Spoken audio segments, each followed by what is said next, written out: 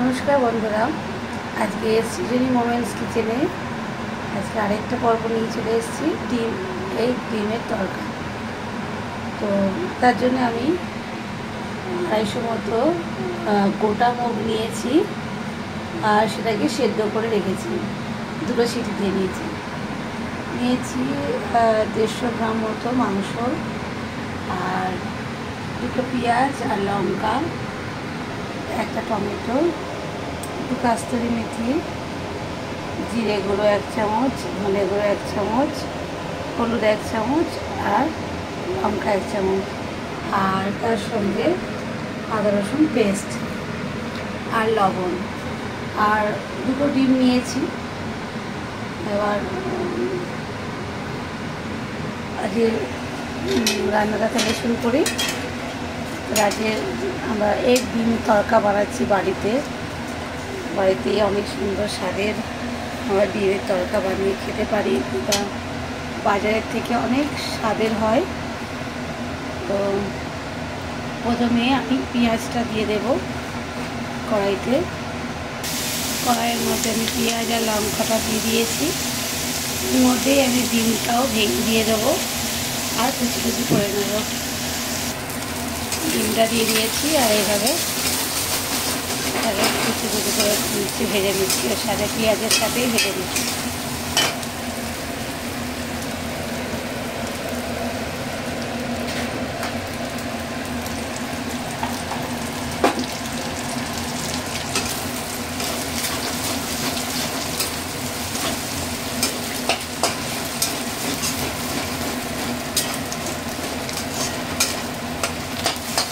এর মধ্যে দিয়ে দেবো কেটে রাখা টমেটো কুচিটাও দিয়ে দিলাম এর সাথে।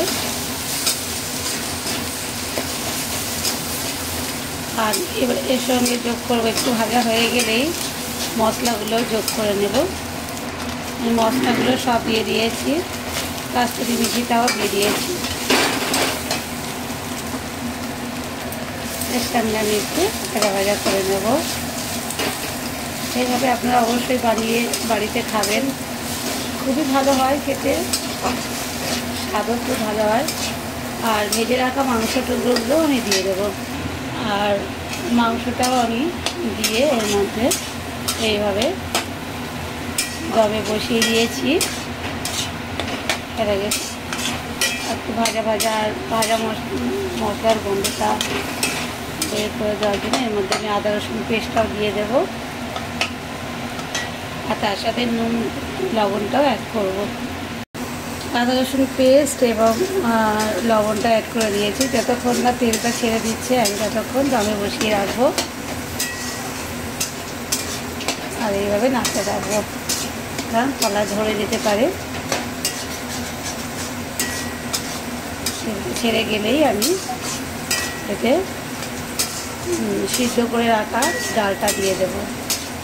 ডালটা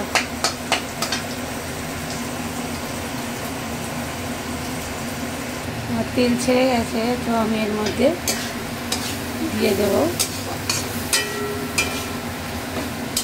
সিদ্ধ করে রাখা মুগ ডাল, গোটা মুগ ডাল। আমি ডালটা দিয়ে দিয়েছি সিদ্ধ করে রাখা, আর এটা দমে বসিয়ে রেখেছি। একটু ফুটে উঠলে আমি কাঁচা লঙ্কা যে কটা আরও আছে সে কটা আমি দিয়ে দেব। আর আগে থেকে করে রাখা একটু মাংসের ঝোল আছে, যেটা অনন্য স্বাদ লাগে, যোগ করলে একদম পুরো দোকানের টেস্ট লাগে, আমি সেটাও দিয়ে দেব।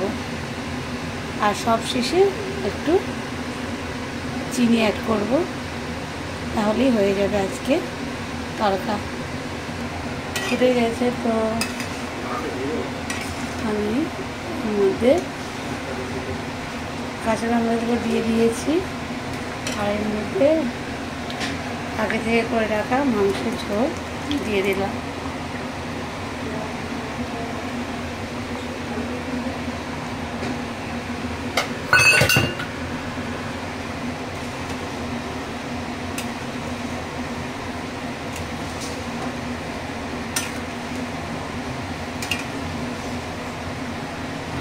আর একটু দমে বসিয়ে রাখবো, দমে বসিয়ে রাখলেই হয়ে যাবে। আমার তরকাটা একদমই হয়ে গেছে, কমপ্লিট। দেখুন সুন্দর গাঢ় হয়েছে। আর আর এই তরকাটা স্বাদেও খুবই ভালো। বাড়িতে এইভাবে তরকা বানিয়ে আপনারা অবশ্যই খাবেন। আজকে বানালাম এগ চিকেনের তরকা, যেটা আপনারা বাড়িতে করে খাবেন। আর খুব স্বাদের হয়, বাড়িতে বানানোটা বেশি স্বাদের লাগে আমার দোকানের থেকে। আর এইভাবেই বানিয়ে খাবেন আপনারা সবাই। আবার দেখা হবে পরের ভিডিওতে। টাটা।